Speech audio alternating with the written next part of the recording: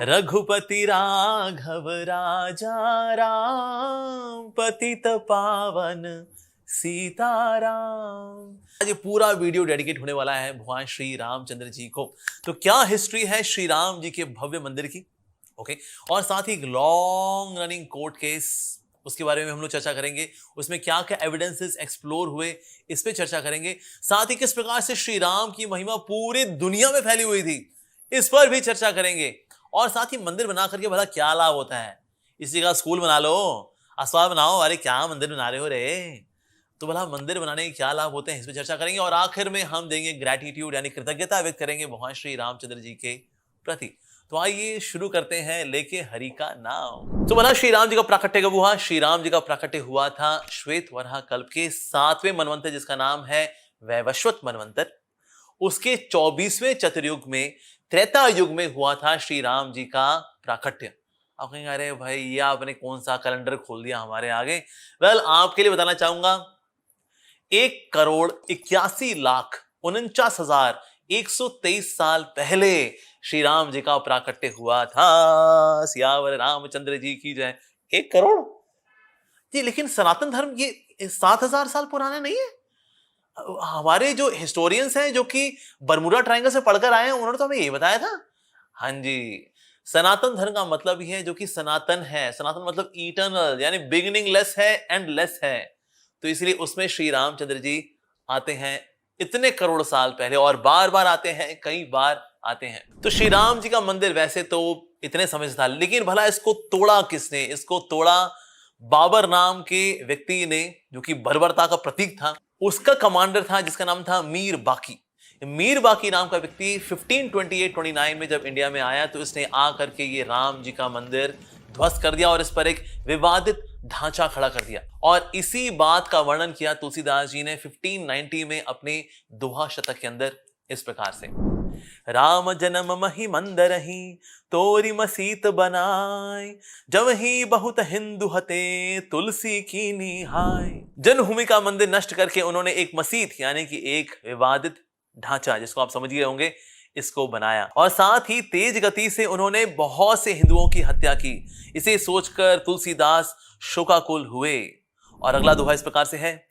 दलियो मीर बाकी अवध, मंदिर राम समाज, तुलसी रोवत हृदय हति, त्राहि त्राहि रघुराज। मीर बाकी ने मंदिर तथा राम समाज, राम दरबार की मूर्तियों को नष्ट किया। राम की रक्षा की याचना करते हुए विदीर्ण हृदय के साथ तुलसी रोते रहे। 1992 में आया एक रेवोल्यूशन। 1992 में यह विवादित ढांचा गिरा दिया गया। इस विवादित ढांचे के गिरने पर पहले हाई कोर्ट में विजय प्राप्त हुई, उसके बाद फिर सुप्रीम कोर्ट में भी विजय प्राप्त हुई। साथ ही उस वक्त जो पार्टी पावर में थी यूपी के अंदर, उनके सीएम ने राम भक्तों के ऊपर, साधु संतों के ऊपर गोलियां भी चलाई। सरयू नदी प्रैक्टिकली लाल हो गई थी भक्तों के खून से।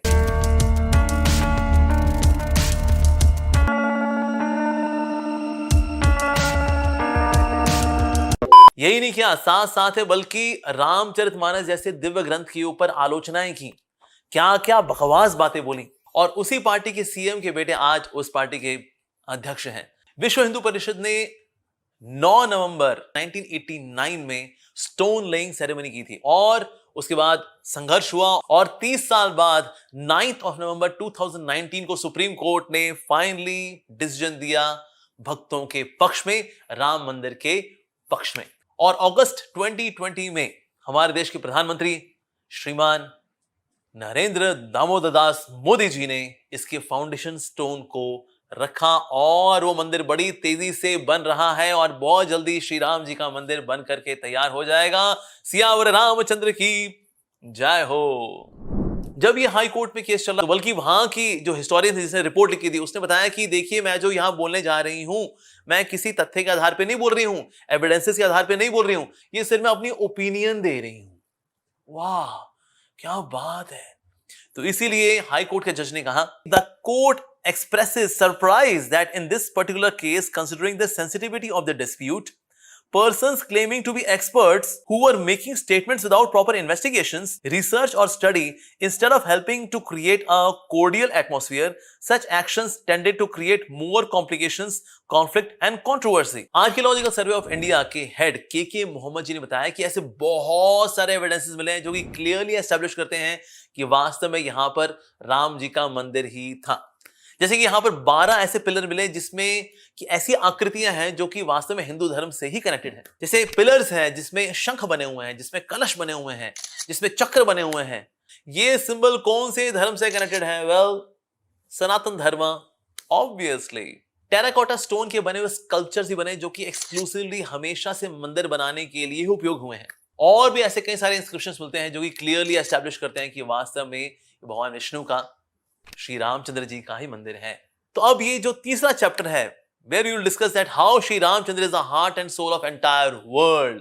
तो भला कहां-कहां श्री राम जी का साम्राज्य था, कहां-कहां पर उनकी महिमा फैली हुई है, आइए इस बारे में थोड़ा चर्चा करते हैं। श्री रामचंद्र सिर्फ भारत में नहीं बल्कि पूरे विश्व में उनका यशोगान था।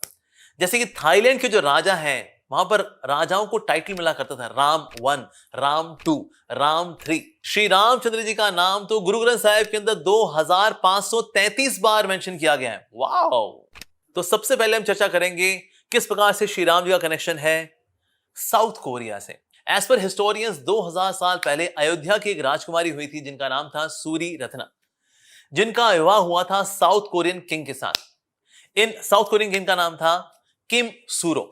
ये सूरी रत्न नाम की राजकुमारी 3 महीना लगा करके समुद्र के रास्ते से पहुंची थी साउथ कोरिया और वहां पर इनका विवाह हुआ किम सूरो के साथ।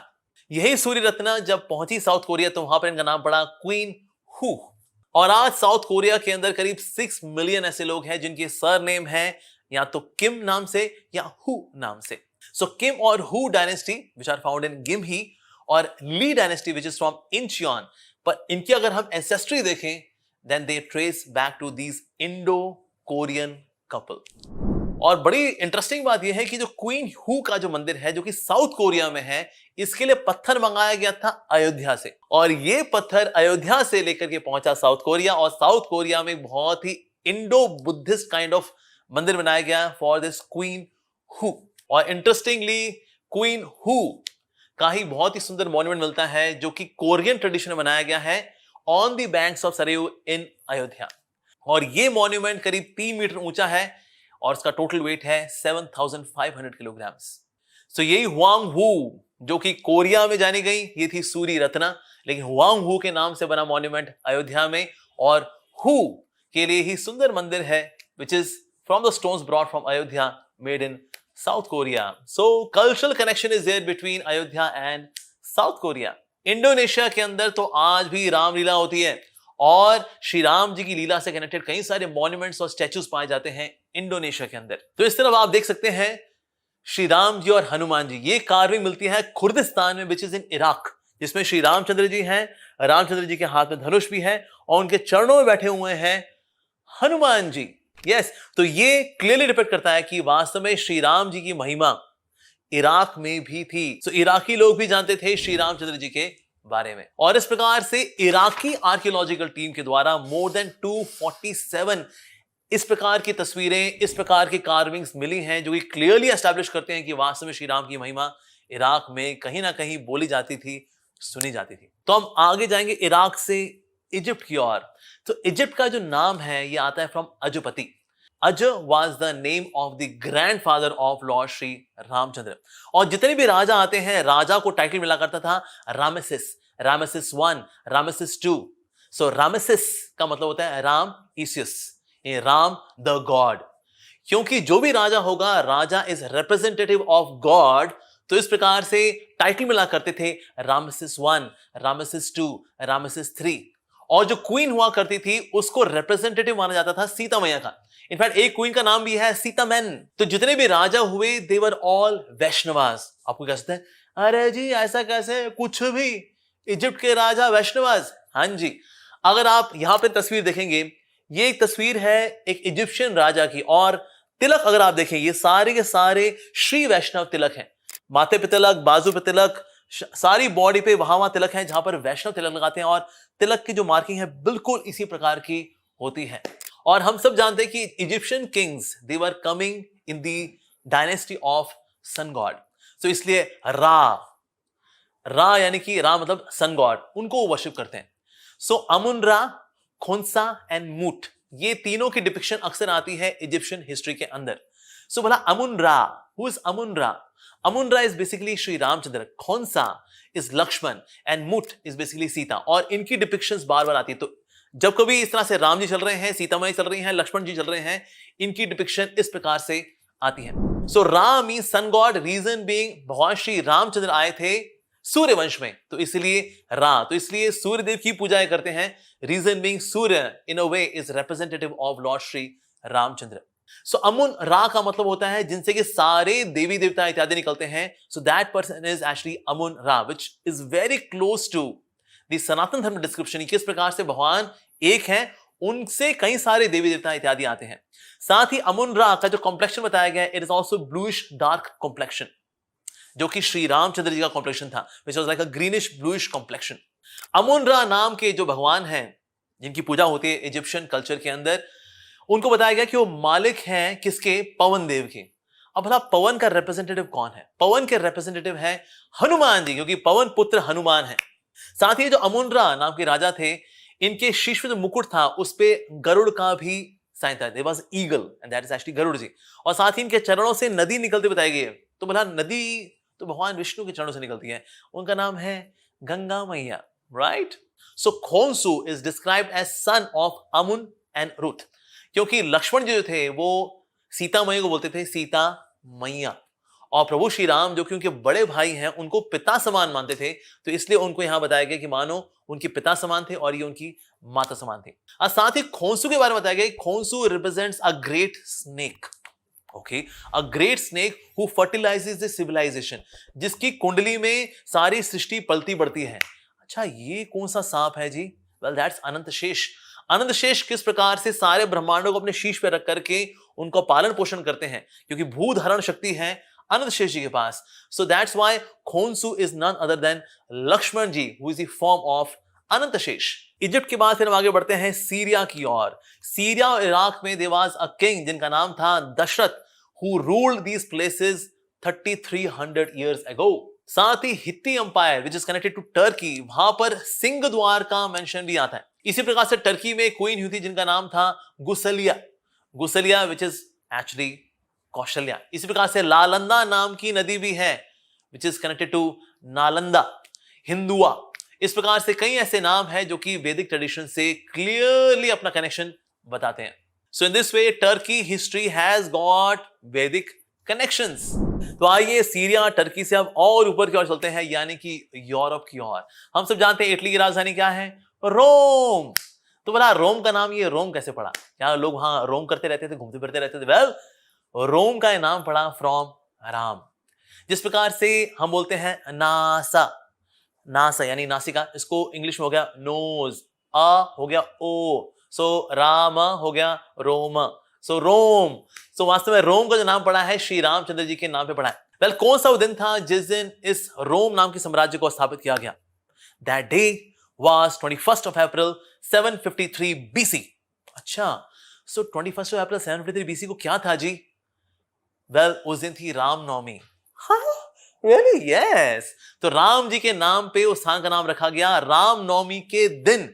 आपको बोले हाँ ये वो तुक्के से हो गया होगा, ऐसे थोड़ी सब जगह बस तुक्का ही घुसा दो। नहीं जी नहीं, रामनवमी का दिन था। बल्कि ऑस्ट्रस्कैंस जो कि वहां के रहने वाले निवासी थे, उन्हें कई ऐसी पेंटिंग्स बनाई हैं गुफाओं के अंदर, वॉल्स के अंदर, और वो सारी पेंटिंग्स डिपिक्ट करती हैं श्री राम जी की लीलाओं को। जैसे ही उसमें पेंटिंग्स हैं, श्री रामचंद्र जी हैं, साथ में लक्ष्मण भी हैं। ये क्लियरली दिखाता है yes there is Ram Lakshman and Sita, और साथ में सीता मैया भी हैं जिनके हाथ में कुछ हर्ब्स हैं, शब्स हैं, और ये बार बार आते हैं, बार बार आते हैं। So it clearly depicts करता है that yes, in Italy there was culture of Sri Ramchandra, there was bhakti of Sri Ramchandra, there was civilization in connection to Sri Ramchandra। तो इटली में ही स्थान है रोम, और इटली के ही दूसरे एंड पे एक और स्थान है, उसका नाम है रावेना। ये रावेना नाम का जो स्थान है बेसिकली ये रावण के नाम पे रखा गया था, और दोनों स्थानों को यानी कि रोम को और रेवेन्ना को इटली के दोनों एंड्स पे डायमेट्रिकली ऑपोजिट इसलिए रखा गया बिकॉज ये श्री राम का प्रतीक है और ये रावण का प्रतीक है, तो इसीलिए रेवेन्ना दैट मींस कनेक्शन टू रावणा। सो कहीं ना कहीं इटालियंस की मानसिकता के अंदर श्री राम की लीलाएं थी। It is 100% confirmed. हिस्टोरियंस का ये भी मानना है कि वेटिकन नाम की जो सिटी है, आप समझाते हैं वेटिकन सिटी किस चीज के लिए विख्यात है, क्रिश्चियनिटी के लिए विख्यात है, लेकिन एक्चुअली वहां पर भगवान शिव जी का मंदिर था। और ये जो वेटिकन, ये जो नाम है, it came from Sanskrit word वाटिका।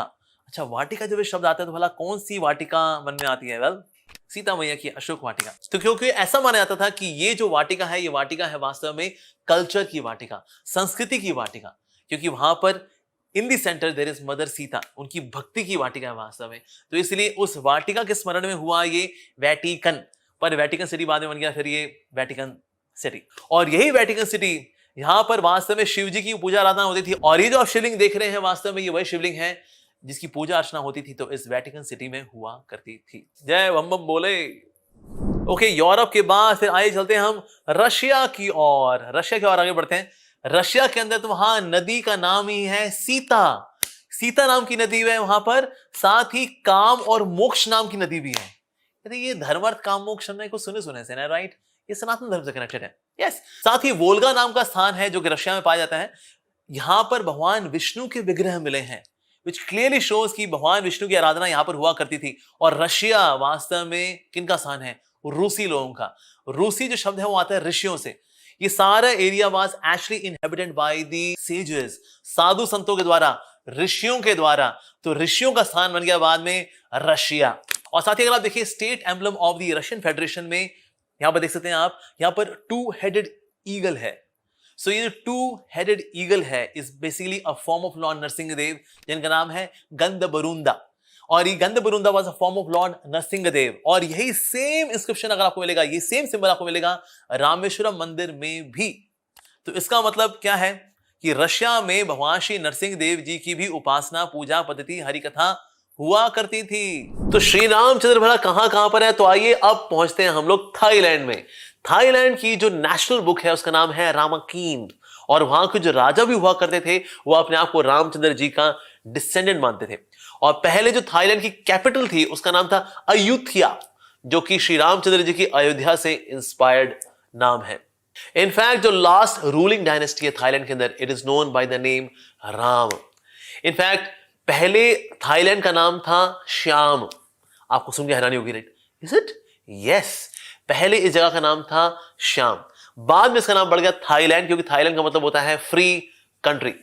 और यही थाईलैंड है जहां पर आज भी कई ऐसे कल्चरल परफॉर्मेंसेस होती हैं, डांस परफॉर्मेंसेस होती हैं जो कि श्री राम जी की लीलाओं पर आधारित होती हैं। अब थाईलैंड से आगे बढ़ते हैं बर्मा की ओर। बर्मा में रामायण जानी जाती है बाय द नेम यमायन। तो वहां पर राम जी का नाम है यामा। ये यमराज वाला यम नहीं है, यामा। और राम जी का नाम वहां यामा है और सीता मैया का नाम है मिथिला। तो इस प्रकार से इस नाम से भी रामायण विख्यात है बर्मा के अंदर। हम बर्मा से आगे बढ़ते हैं कंबोडिया की ओर। कंबोडिया की जो नेशनल एपिक पोएम है उसका नाम है रेमेकैटी। और रेमेकैटी का मतलब होता है राम प्लस कीर्ति, राम जी की कीर्ति, the glory of Shri Ramchandra. ये रेमेकैटी नाम का जो Cambodian poem which is an epic poem, इसके अंदर गुड और ईविल की लड़ाई को दिखाया गया और किस प्रकार से गुड ईविल के ऊपर विजयी होता है। सो ये शिक्षा देने के लिए रामायण को आधार बनाया गया है। और ये जो रेमेकैटी है इसका सारा स्टोरी लाइन है वो रामायण पर ही आधारित है। और अब हम आगे पहुंचते हैं मलेशिया में। मलेशिया में मलय भाषा के अंदर वहां पर रामायण जानी जाती है हिकायत सेरी राम के नाम से। और ये हिकायत सेरी राम की सारी story line exactly matches the story line of Ramayan. So अब पहुंचते हैं हम इंडोनेशिया में। सो जावा इंडोनेशिया के अंदर रामायण जानी जाती है विद द नेम काकाविन रामायण। और इसके अंदर भी सेम संस्कृत मीटर जैसा ही जावा लैंग्वेज जो इंडोनेशियन लैंग्वेज है उसमें रामायण को मॉडर्न किया गया है। And it is such a masterpiece and very famous in Indonesia. और अब हम पहुंचते हैं जापान में। जापान में रामायण के 2 वर्जन्स पाए जाते हैं। जैसे भारत के अंदर भी है ना, रामचरितमानस भी है और वाल्मीकि रामायण भी है, इसी प्रकार से जापान के अंदर रामायण के 2 वर्जन्स पाए जाते हैं। एक का नाम है होबुत्सुशु, दूसरे का नाम है सांबो एकोटोबा। हम पहुंचते हैं फिलीपींस के अंदर। फिलीपींस में रामायण जानी जाती है बाय द नेम महारादिया लवाना, और यहां पर एक तरह का डांस फॉर्म है जिसका नाम है सिंकिल। ये सिंकिल नाम की जो डांस परफॉर्मेंस है, it is based on exclusively beautifully displaying the past times of Shri Ramchandra. Ram ji की लीलाओं को प्रदर्शित करने वाली है ये सिंकिल नाम की डांस कला, which is famous in Philippines. हम पहुंचते हैं चाइना। चाइना के अंदर ल्यूडू जी जिंग नाम का एक बुद्धिस्ट टेक्स्ट है जिसके अंदर श्री राम जी के बारे में चर्चा आती है। साथ ही वहां पर एक मंकी है जिसका नाम है सन वू कॉन्ग, और ये सन वू कॉन्ग नाम का जो मंकी गॉड है, it resembles the character of Hanuman ji. और पूरी दुनिया में घूमते घामते हम पहुंचेंगे अब पाकिस्तान। पाकिस्तान में जो लाहौर है ना, लोगों ने लगता है शायद ये लाहौरी नमक के नाम पे रख दिया होगा लाहौर। नहीं जी, एक्चुअली ये था लवपुरी। लवपुरी बाद में हो गया अधूरी, वो पूरी नहीं रही वो, और वो हो गया लाहौर। लेकिन वहां पर भी आर्कियोलॉजिकल सर्वे से पाया गया कि there are some traces which have got connection with Shri Ramchandra ji. तो रामलला जी का इतना सुंदर बड़ा मंदिर बन रहा है अयोध्या के अंदर, तो भला विग्रह कैसे बनेंगे? विग्रहों के लिए शिलाएं आ रही हैं गंडकी नदी से, नेपाल से, ट्रक में उनको लोड करके। यस, जो बड़ी शिला है वो है 26 टन की, और जो छोटी शिला है वो है 14 टन की। जो 26 टन की बड़ी शिला है उनसे बनेंगे श्री राम जी के विग्रह, और जो छोटी वाली शिला है उनसे बनेंगे सीता मैया के विग्रह। और इस प्रकार से सीता और राम जी के दिव्य विग्रह इंस्टॉल होंगे इस सुंदर मंदिर में, और पूरी दुनिया से लोग आएंगे इनके दर्शन करने के लिए और पाएंगे कृपा श्री श्री सीता और राम जी की। तो इस प्रकार से आपने देखा किस प्रकार से सनातन धर्म सिर्फ भारत में नहीं है। सनातन धर्म जो है वास्तव में पूरे जगत के अंदर फैला हुआ था, और राम जी की महिमा प्रैक्टिकली पूरी दुनिया में फैली हुई थी। कहां कहां पर राम जी का कनेक्शन रहा है। रामायण इतना सुंदर एपिक है कि इससे इतना कुछ सीखने के लिए है कि पूरे जगत ने इसका लाभ उठाया है। तो इसीलिए हमको गर्व होना चाहिए कि हमारा सनातन धर्म वास्तव में सिर्फ भारत में नहीं था, ये तो पूरी दुनिया में फैला हुआ था। तो इसलिए आज हमने आपको कुछ एविडेंसेस दिए just to prove you, just to make you feel proud of your culture, of your Sanatan Dharma, कि किस प्रकार से राम जी की महिमा पूरी दुनिया में फैली थी। और ये जो अब रामलला जी का मंदिर है, ये राम जी की कीर्ति को और अधिक बढ़ाने वाला है। तो मंदिर अगर बन रहा है तो कोई व्यक्ति बोल सकता है भला इससे क्या लाभ मिलने वाला है। इस जगह पर तो हमें चाहिए था कि हम स्कूल बनाते, अस्पताल बनाते, कुछ ऐसा बढ़िया स्ट्रक्चर बनाते जिससे समाज का कुछ भला होता, लेकिन मंदिर बना करके भला क्या भला होगा किसी का? भला तो निश्चित रूप से होता है। जब मंदिर खुलता है तो मंदिर वास्तव में एक काउंसलिंग सेंटर भी होता है, मंदिर वास्तव में देखा जाए तो एक स्पिरिचुअल हॉस्पिटल भी है। और जब ये रामलला जी का मंदिर बनेगा ना अयोध्या के अंदर, वहां पर इकोनॉमिक बेनिफिट भी होगा, क्योंकि यहाँ पर बहुत सारे टूरिस्ट आएंगे। It would be like a spiritual capital. लोग आएंगे और देखेंगे उस मंदिर को जिसके लिए इतना संघर्ष हुआ है, तो इसलिए टूरिज्म भी बढ़ेगा। और साथ ही कई ऐसे शिल्पकार होते हैं, मूर्तिकार होते हैं, चित्रकार होते हैं, उनको यह मौका मिलेगा कि वो अपनी कला को भगवान श्री राम जी की सेवा में लगा सकें। और इस प्रकार से एक बहुत ही ज्यादा कला से भरी हुई, भक्ति भाव से भरी हुई हम प्रदर्शनी को देख पाएंगे। और इस प्रकार से लोगों को नौकरी मिलेगी, एम्प्लॉयमेंट बढ़ेगी, इकोनॉमिक बेनिफिट के साथ साथ यहां पर आध्यात्मिक बेनिफिट भी मिलेगा। क्योंकि जब लोग यहां पर आएंगे तो इतनी मेहनत से, इतने त्याग के बाद, इतनी प्रतीक्षा के बाद इस मंदिर को मैनिफेस्ट होता, प्रकट होता हुआ देखेंगे। ये अपने आप में बहुत ही स्पिरिचुअली, बहुत ही इंस्पिरेशनल होगा, प्रेरणादायक होगा। जब धाम के दर्शन होते हैं तो हम देख पाते हैं कि वास्तव में ये जगहें कितनी महत्वपूर्ण है, क्योंकि इन जगहों पर श्री राम जी की लीलाएं हुई हैं। और इस प्रकार से बाहर के आध्यात्मिक वातावरण का हमारे आंतरिक वातावरण पे सीधा प्रभाव पड़ता है। यानी कि बाहर आध्यात्म को देख करके हमको इंस्पिरेशन मिलती है और हमारी चेतना ज्यादा आध्यात्मिक होती है। तो स्पिरिचुअल बेनिफिट भी मिलने वाला है। और विशेष रूप से हम धन्यवाद देना चाहेंगे रामभद्राचार्य जी का, जिन्होंने की एविडेंसेस दिए किस प्रकार से रामलला जी का जो मंदिर है, वास्तव में ओरिजिनली यही मंदिर यहां पर था। और उनके एविडेंसेस और उनकी स्क्रिप्चुरल कोटेशंस की वजह से ये जो असंभव दिखने वाला कार्य था, ये संभव हो पाया। और ऐसे कई साधु महात्मा हैं जिन्होंने कंट्रीब्यूट किया है इस मंदिर को बनाने में। और निश्चित रूप से आज जो ये मंदिर बन रहा है, बहुत ही भव्य मंदिर बन रहा है। और हमें ये इनके प्रकार तन से, मन से, धन से कंट्रीब्यूट करना चाहिए रामलला जी के इस मंदिर को बनाने में।